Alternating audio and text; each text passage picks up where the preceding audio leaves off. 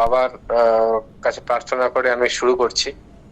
আচ্ছা, কালকে একখানা সংশোধন, গতকালকে যেটা বলেছিলাম তার মধ্যে একটা সংশোধন আছে। সেটা হচ্ছে যে আমি কালীধাম বলেছিলাম, গেস্ট হাউসটা যেখানে ছিলাম আমরা উত্তর কাশীতে, সেটা হচ্ছে কালী কমলি হবে। ওটা কালী কমলি গেস্ট হাউস। কালীধাম হচ্ছে আমি পুরীর সঙ্গে গুলিয়ে ফেলেছিলাম, কালী কমলি গেস্ট হাউস। তো এইবার আমাদের ওখানে মানে 10 দিনের যে প্রোগ্রাম ছিল সেই প্রোগ্রামে বাবার প্রোগ্রামটা খুব ফাঁসা প্রোগ্রাম ছিল, এবং সবচেয়ে বড় ব্যাপার ছিল যে আমরা তো এত দূরে গেছি এবং তার জন্য ডে ওয়াইজ কিন্তু কোনো প্ল্যান করা ছিল না। মানে ডে ওয়াইজ প্ল্যান করার প্রশ্ন ছিল না, কারণ এত ভক্ত আসছিল, এত ভিড় হচ্ছিল এবং এত ভক্তের রিকোয়েস্ট আসছিল, বাবা কখন কোন দিন কোথায় যাবেন সেটা ডিসাইড করা খুব মুশকিল ছিল। কিন্তু মানে এত অড সিচুয়েশন থাকা সত্ত্বেও আমাদের কিন্তু কোনো প্রোগ্রামে কোনো অসুবিধা হলো না। মানে বাবা ওখানে বসেই যেন সমস্ত কিছু কন্ট্রোল করলেন। যেমন আমাদের যে প্রথম যে গঙ্গোত্রীতে, যে আমরা গঙ্গোত্রীতে দুবার গেলাম। প্রথমবার যারা গিয়েছিল বাবা বললেন যে তোমরা ঘুরে এসো, কারণ অনেকে তো তাড়াতাড়ি চলে যাবে। এবং সেই ডিসিশনটা হলো খুব মানে একদম রাত্রিবেলা ডিসিশন হয়েছে, পরের দিন সকালবেলা যাবো আর কি, এরকম। এইবার কতজন ভক্ত যাবে, যখন 40-45 জন যাবে, এবং ওখানে বড় গাড়ি যায় না, ছোট গাড়ি। তো 40-45 জন যদি যায় তাহলে 12 সিটারের গাড়ি, প্রায় 4টে গাড়ি 5টা গাড়ি এরকম লাগবে। এই 4টা গাড়ি 5টা গাড়ি কোথা থেকে অ্যারেঞ্জ করবো ওখানে? তো কিরকম যোগাযোগ হয়ে গেল যে ওখানে আমরা ওই যেখান থেকে ম্যাটারোর ভ্যান ট্যান সমস্ত ভাড়া পাওয়া যায়, ওইখানে গিয়ে আমরা কথা বললাম, ওখান থেকে সমস্ত ব্যবস্থা হয়ে গেল। এবং যেদিন আমরা গেছি সেই দিন চারটে, যে 12 4 48, প্রায় 4টে গাড়ি গিয়েছিল। 4টে গাড়ি পুরো নতুন গাড়ি দিয়েছিল ওরা, এবং ভক্তরা খুব আনন্দে গিয়েছিল, খুব আরামে গিয়েছিল। তো এইবার এইরকম ঘটনা হচ্ছে, মানে সমস্ত জিনিসই রাত্রিবেলা ডিসিশন হচ্ছে, পরের দিন সকালবেলা হচ্ছে, কমিউনিকেট করা হচ্ছে, রাত্রিবেলায় গাড়ির ব্যবস্থা করা হচ্ছে, এরকম চলছিল আর কি। খুব ব্যস্ততার মধ্যে এই সময়গুলো কাটছিল, মানে বুঝতেই পারছি না দিনগুলো কোথায় কেটে যাচ্ছে। এইবার আর ওই সময়টাতে ছিল আমাদের মানে নবরাত্র চলছিল।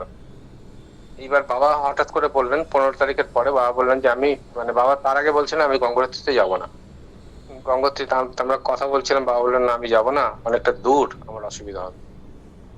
আহ, হঠাৎ করে মানে একদিন আগে বাবা বললেন না আমি যাবো। তখন মোটামুটি দান টান গুলো বাবার অনেকটাই হয়ে গেছিল, প্রচুর সাধু সন্ত আসছিল দেখা করতে, এবং বাবা কাছাকাছি ইয়েতেও ঘুরছিলেন। তো বাবা বললেন যে আমরা যাব, ডিসিশন হলো যে আমরা যাব। এবং সেখানেও প্রায় 50 জন মতো ভক্ত ছিল।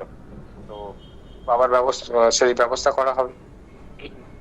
ওই একই একই অবস্থা, গাড়িতে ফোন করা হলো এবং সমস্ত গাড়ি ঠিক টাইম মতোই অ্যারেঞ্জমেন্ট হয়। আর আমাদের খুব ভয় ছিল যে বাবাকে অত দূরে নিয়ে যাব, অত উপরে নিয়ে যাব, হাই অল্টিটিউড আছে, শ্বাসকষ্ট হবে না তো? বাবাকে ওই জন্য আমরা একটু ইয়ে করে, মানে সাবধানে ইয়ে করে রাখছিলাম। বাবা বললো না কোনো অসুবিধা নেই, আমি ঠিক আছি, I am fit and fine, আর চলো। তো ভয়ও হচ্ছে, আবার খুব মানে খুব এক্সাইটমেন্টও আছে যে বাবার সঙ্গে যাচ্ছি গঙ্গোত্রী। গঙ্গোত্রীতে তো ওই সময় আমাদের মন্দির বন্ধ ছিল, ফলে মাতা যিনি উনি হচ্ছেন মুকুবা বলে একটা জায়গাতে ওনাকে স্থানান্তরিত করা হয় ওই সময়টাতে, এটা ওদের প্রথা। বাবা বলে আমি মুখপাটেও যাবো। আচ্ছা, মুখবাতে আমরা আগে ঘুরে এসেছিলাম। মুখবাতে একটা চ্যালেঞ্জ যেটা ছিল সেটা হচ্ছে যে মন্দিরটা খুব খাড়া এবং অনেকগুলো সিঁড়ি আছে, সেই সিঁড়িতে ওপরে উঠতে হবে। বাবা বললেন আমি যাবো, কোনো অসুবিধা নেই, চলো। তো আমরা প্রথমে মুখবাতে গেলাম। এখানে একটা আছে যে মুখবা বলে যে জায়গাটা, সেটা হচ্ছে মানে এত সুন্দর। হরসিল বলে একটা গ্রাম আছে, সেই গ্রামের পাশ দিয়ে রাস্তাটার ভেতরে যেতে হয়। তো আর পুরো চারিদিকে আপেল বাগান, আপেল নাশপাতির বাগান। আর তার মাঝখানে হচ্ছে মন্দিরটা, খুব পুরনো মন্দির এবং পাইন কাঠের মন্দির, কাঠ দিয়ে এ করা আছে। মন্দিরের যে এটা আছে পালকি টালকি ওখানে সব রাখা আছে। বাবাকে যে তোলা হবে, তো আমরা ভাবছি যে কি করে বাবা উঠবেন। বাবা কিন্তু ঠিক আস্তে আস্তে আস্তে আস্তে করে সিঁড়ি দিয়ে দিয়ে ওপরে উঠলেন, এবং বেশ কয়েকখানা সিঁড়ি, মানে বেশ খাড়া সিঁড়ি, বড় বড় সিঁড়ি, খাড়া সিঁড়ি, পাহাড়ের সিঁড়ি, সেই দিয়ে বাবা কিন্তু মন্দিরের ওপর উঠলেন। এবং সেই দিন মন্দিরে যখন আমরা গিয়ে বাবাকে নিয়ে গেলাম, সবাই তো মানে সাজে সাজে রব, বাবা এসছেন, এত ওখানকার পন্ডিতরা সব ঘিরে ধরেছেন বাবাকে, যে এরকম একজন মহাপুরুষ এসছেন, মানে তারা কি করবে কি নাই। এবং সেই দিন ওখানে কুমারী পুজো ছিল। ওই মন্দিরে। তো বাবা সেখানে কুমারী পুজোতে সেখানে দানও করলেন। দান করার পরে আমরা মানে সমস্ত জিনিসটা যেন একদম মানে সাজানো ছিল, বাবা এলেন, কাজ হলো, এরকম একটা পরিস্থিতি। তো সব ভক্তরা খুব আনন্দ করলো ওখানে। আনন্দ করার পরে তো তারপরে আমরা ওখান থেকে গাড়ি ঘুরিয়ে গেলাম গঙ্গোত্রী রাস্তায় চললাম। এবং গঙ্গোত্রীর রাস্তায় সব কীর্তন করতে করতে যাচ্ছিল। আর মানে অদ্ভুত একটা সিচুয়েশন ছিল, বাবার সঙ্গে যাচ্ছেন, সবাই কীর্তন করতে করতে যাচ্ছে। তো গঙ্গোত্রীতে নামার পরে এইবার বাবা বললেন আমি স্নান করব না, কারণ জল খুব ঠান্ডা, অনেক নিচে নামতে হয়। আর বাবা কিন্তু মন্দিরের কাছে গেলেন, গিয়ে বসলেন ওখানে এবং বললেন যে দাও তোমরা চান করো। আমরা একবার স্নান করে গিয়েছিলাম এর আগে। তো বাবা বলেছেন যখন, তখন আবার স্নান করবার জন্য এ করলাম। এবং সেই স্নান করে এসে মানে সেই ঠান্ডা জল, বরফ গলা জল, ঠান্ডা, মানে পা জমে যাচ্ছে আর কি, সেই অবস্থায় সবাই স্নান করলো। স্নান করার পরে এবার সেই ভিজে কাপড়ে বাবাকে প্রণাম করা। এবং মানে সিচুয়েশনটা যে এত অদ্ভুত, এত দিব্য, যে এইরকম একখানা গঙ্গার পাশে আমরা স্বয়ং মহাদেবকে স্নান করার পরে, গঙ্গাতে স্নান করে শুদ্ধ হয়ে মহাদেবকে প্রণাম করছি। এর থেকে আর বেশি পাওয়ার কিছু হতে পারে না। বাবা আমাদেরকে যা দিয়ে দিয়েছেন তখন, এর থেকে বেশি পাওয়ার কিছু হতে পারে না। তো তারপরে ওই দর্শন হলো, খুব ভালোভাবে দর্শন হলো। এবং বাবা তারপর বললেন এবার বেরিয়ে পড়ো, কারণ দেরি হয়ে গেলে সন্ধে হয়ে যাবে, অসুবিধা হবে। আমরা আবার সেই গাড়ি নিয়ে বেরিয়ে পড়লাম। আর রাস্তায় আস্তে আস্তে বিভিন্ন জায়গায়, বিভিন্ন মন্দিরে কেউ দাঁড়ালো, কেউ এ করলো, সব গাড়ি কিন্তু ঠিক টাইম মতোই আমরা ফেরত এলাম। এবং যে আমাদের মনের মধ্যে যে ভয়টা ছিল যে বাবা শরীর কিরকম থাকবে, কিরকম এ হবে, বাবা কিন্তু ঠিক আমাদেরকে এ করে গাইড করে নিয়ে চলে এলো উত্তরকাশীতে।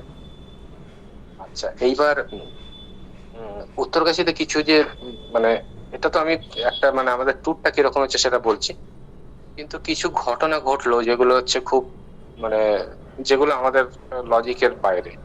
এবং বাবা কিছু ভক্তকে, কিছু সাধককে, ওখানকার সাধিকাকে বাবা নিজের স্বরূপ দেখিয়েছিলেন। আর একখানা ঘটনা হচ্ছে, এক এক সাধিকা মা আসতেন। বাবা বাবা তো দান করতেন, প্রত্যেকদিন কিছু না কিছু দান হতো, সবাইকে ডাকা হতো। তো সাধিকা মা আসতেন বাবার কাছে। উনি আগে সারদা আশ্রমে ছিলেন, তারপরে উত্তরকাশীতে উনি থেকে সাধনা করতেন। বাবা ওনাকে প্রথমে বলেছিলেন যে তুমি বেশি দিন কিন্তু উত্তরকাশীতে থেকো না। তো বললো তোমার বেশি দিন উত্তরকাশীতে থাকা ঠিক হবে না, একটা কথা। আর সেকেন্ড হচ্ছে যে উনি বলেছিলেন যে, ওনাকে জিজ্ঞেস করলেন বাবা হঠাৎ আমাদের সামনেই যে তুমি কবে উত্তরকাশীতে এসছো। বললো একটা টাইম, বললো বাবা এই এত মাস আগে এসেছিলাম। খুব একটা বেশি না, মানে বছর খানেকের মধ্যেই উনি এসেছিলেন। বাবা তখন হাসছেন, বলছে ঠিক তুমি এতদিন আগেই উত্তরকাশীতে এসেছিলে, মানে খুব ইঙ্গিত বহ আর কি। তো উনি বললেন হ্যাঁ বাবা, আমি তো এতদিন আগেই এসেছি। বলছে তুমি ঠিক বলছো তো? বলছে হ্যাঁ। মানে বাবার ইঙ্গিত ছিল যে তুমি এর আগের জন্মে উত্তরকাশীতেই ছিলে এবং তুমি এখানে এসেছো, এরকম একখানা ইয়ে ছিল আর কি, যেটা আমরা বুঝতে পারলাম। এবার ওই সাধিকা মা, ওনার প্রত্যেক দিনই উনি মানে উত্তরকাশীতে যে মহাদেব আছেন, বিশ্বনাথের কাছে যান প্রত্যেকদিন সকাল বিকেল, ওনার রুটিন, উনি যাবেনই সকাল বিকেল। আচ্ছা, এবার রামনবমীর উৎসবের জন্য বাবাকে সবাই সবাই ভক্ত, মানে ওখানকার যে স্থানীয় এরা এসেছিল, যারা প্রত্যেকদিন দর্শন করতে আসতো, এবং সব মানে হাই লেভেলের থেকে পুলিশ অফিসার থেকে শুরু করে সবাই আসতো দর্শন করবার জন্য। বাবাকে বললো যে আপনাকে রামনবমীতে আমরা এখানে প্রসেশন করে ঘোরাবো, উত্তরকাশী এই বাবাকে নিয়ে একটা প্রসেশন করা হবে। তো বাবা বললেন ঠিক আছে, আমি যাব, প্রসেশনে থাকবো। প্রসেশনটা একটা মন্দির থেকে শুরু হবে, এরকম কথা হয়েছিল। তো বাবাকে নিয়ে আমরা সব সাজিয়ে করলাম। এবার একখানা ঘটনা হলো যে এখানে বাবাকে যখন আমরা ওই মন্দিরে নিয়ে যাব, তো আমাদের ওই কালীকমলি গেস্ট হাউসেই যিনি ওখানে ক্যান্টিন চালান আর কি, উনি বললেন যে আমার গাড়িটা নিয়ে যাও। তো আমরা বললাম যে ঠিক আছে, কারণ বাবাকে ওখান থেকে নিয়ে যাবো, কি গাড়ি নিয়ে যাবো, গাড়ি পাওয়া যাবে কিনা। তো উনি বললেন, উনি খুব জোরাজোরি করলেন যে না, বাবা এসছেন, বাবা এত বড় মহাপুরুষ, আমার গাড়িটা একটু ব্যবহার করা হোক। তো উনি প্রপোজাল দেওয়ার পরে উনি বললেন, আমাকে বললেন যে আপনি গাড়িটা চালান। আমি তখন বাবার পাশে বসে গাড়িটা স্টার্ট করছি, তখন বাবা বললেন যে এই গাড়িটা কার, আমাকে বলছেন। আমি বললাম বাবা উনি তো এই ক্যান্টিন চালান, ওনার গাড়ি। বলছে না, তাহলে গাড়িটা ওনাকে চালাতে দাও, তোমার ক্ষেত্রে কিন্তু লিগ্যাল কমপ্লায়েন্স মানে লিগ্যাল ইস্যু হতে পারে, তুমি গাড়িটা চালিও না। তখন আমি বাবার কথা শির দরজা করে ওনাকে বললাম যে দেখুন বাবা, আপনার চান যে আপনি গাড়িটা চালিয়ে নিয়ে যান, এটা আপনার পক্ষে ভালো, আমাদের পক্ষে, সবার পক্ষে ভালো। তো উনি অনেক আমাকে জোরাজুরি করার পর লাস্টে বললেন ঠিক আছে আমি চালিয়ে নিয়ে যাচ্ছি। বাবা কোনে গাড়িটা চালিয়ে নিয়ে গেলেন মন্দির পর্যন্ত। মন্দির কতটা হবে, 1 কিলোমিটার হবে হার্ডলি, কিন্তু পাহাড়ি রাস্তা তো। তো মন্দিরের ওখানে উনি গাড়িটা রেখে এইবার বাবা আমাদের এই প্রসেশনে যে ট্রাক ছিল ওই ট্রাকের মধ্যে বাবাকে বসিয়ে হুড খোলা ছিল এবং সেখানে একটা বিধি বানানো হয়েছিল। বাবা ওখানে বসেছেন, বাবাকে মুকুট টুকুট পরে খুব সুন্দর সাজানো হয়েছিল। আর এবার উত্তরকাশীর প্রদক্ষিণ করা হচ্ছে। তো প্রদক্ষিণ করা হলো, করা হওয়ার পরে প্রদক্ষিণ খুব সুন্দর হয়েছিল, সবাই মিলে খুব মানে কীর্তন করে করে সবাই আমরা খুব আনন্দ করে ঘুরে এলাম। ঘুরে আসার পরে এইবার মন্দির থেকে যখন ফিরে আসবো তখন বাবা তো চলে এসছেন আগে, এবার গাড়িটা খালি ছিল। তো আমার কাছে তো গাড়ির চাবিটা ছিল, আমি গাড়ির চাবিটা ওনাকে দিতে গেলাম যে গাড়ির চাবিটা আপনি রেখে দিন। তো ভদ্রলোক বললেন যে আপনি একটা কাজ করুন, আমি গাড়িটা নিয়ে আসুন। আমি বললাম দেখুন বাবা আমাকে মানা করেছে, সেই জন্য আমি নিতে পারবো না, আমি গাড়িটা চালাতে পারবো না। তো কিন্তু পরিস্থিতি এরকম হলো, উনিও ছিলেন না, এরকম একটা পরিস্থিতি হলো। তারপরে ভক্তরা বললো যে চলো না, তুমি চালিয়ে নিয়ে যাও, কি আছে, কোনো অসুবিধা হবে না। তো আমি গাড়িটা চালিয়ে নিয়ে এলাম। আসার পরে যে কালীকমলি গেস্ট হাউসে ঢোকার আগে রাস্তাটা খুব ন্যারো রাস্তা এবং তার পাশে প্রচুর বাইক টাইক দাঁড় করানো থাকে, তো ফলে গাড়ি বার করা খুব মুশকিল। তো আমি আস্তে আস্তে করে গাড়ি নিয়ে আসছি। এইবার আসার সময় ঠিক একটা জায়গায় একটা স্কুটারের হ্যান্ডেলে মিরারে আমার গাড়ির কাঁচটা লাগলো, সাইড মিরারটা, এবং স্কুটারটা দুম করে পড়ে গেল। এইবার লোকরা পুরো ঘিরে ধরেছে, ক্ষতিপূরণ দিতে হবে। এই যে বাবা যে বলেছিলেন যে লিগাল ইস্যুস হতে পারে, সেই লিগাল ইস্যুস এর ঘটনা আমরা বুঝতে পারলাম। আমি তখন বললাম যে দেখো এটাই, আমি ওই জন্যই বলেছিলাম, মানা করেছিলাম যে আমি চালাবো না। তারপর যাই হোক, ওখানকার চেনা লোক, স্থানীয় লোক ছিল যার গাড়ি ছিল, উনি বললেন কোনো চিন্তা নেই, আমি সব ব্যবস্থা করে দেবো। উনি সব ব্যবস্থা হ্যান্ডেল করে দেবেন। তো বাবা আমাদেরকে সবসময় বলেন যে আমরা যখন যাচ্ছি, বাবা কিন্তু আমাদেরকে পথ নির্দেশ দেন এবং কোন জায়গায় বিপদ আছে সেটা বলে দেন। এই বিপদটা যদি আমরা শুনি তাহলে আমাদের কিন্তু লাইফে কোনো অসুবিধা হয় না। তো এটা আরেকখানে এক্সপিরিয়েন্স হলো। এইবার আমি যে ঘটনাটা বলছি যে সাদিকা মায়ের কথা, বাবার কাছে আসতেন উনি এইবার উনি যাচ্ছিলেন মহাদেবের মন্দিরে, বিশ্বনাথের মন্দিরে যাচ্ছিলেন। এইবার ওনার কাছে বাবা, উনি যখন মন্দিরে যাচ্ছেন তখন বাবার এই প্রসেশনটা ক্রস করছে রাস্তা দিয়ে। তো বাবার চোখাচোখি ওনার হয়েছে, অত দূর থেকে বাবা ওনার চোখে, মানে বাবার সঙ্গে চোখাচোখি হয়েছে। এইবার উনি বললেন বাবার চোখ থেকে একটা অদ্ভুত জ্যোতি, মানে উনি আমাদেরকে পরে বলছেন, আমি ওনার নাম বলছি না কারণ উনি আমাকে এই জিনিসটা মানে খুব গোপনে রেখেছিলেন, কিন্তু আমি এই জিনিসটা না বলে পারছি না যে বাবা যে কিরকম ভাবে দর্শন দেন কাকে, সেটা আপনাদের সবার জানা উচিত।